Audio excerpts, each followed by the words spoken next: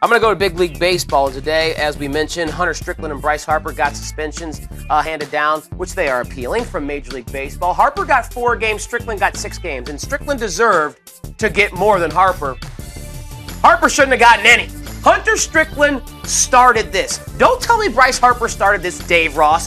3 years ago in the NLDS, when he hit 2 moonshots off Strickland, one of which some claim that Bryce Harper pimped. No, he stood there at home plate to see if the ball was going fair or foul in San Francisco. Oh, by the way, Strickland and the Giants won that series and won the World Series. But 3 years later, no, he hasn't faced Bryce Harper in the interim, but 3 years later, Hunter Strickland, still petty enough not to let that go. He beans Bryce Harper with a 98-mile-an-hour fastball in the butt. Of course Bryce Harper's going to stand up for himself and say, what are you doing? That was in the past. That's 3 years ago. This is uncalled for. They go out and trade some haymakers.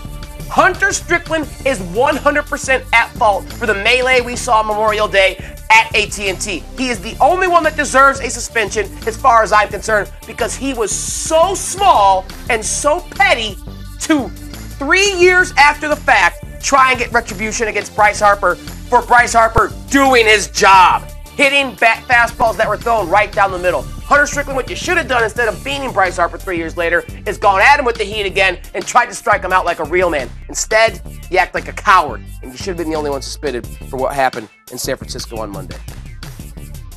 I guess you will not be receiving any Christmas cards from Hunter Strickland. I don't need them.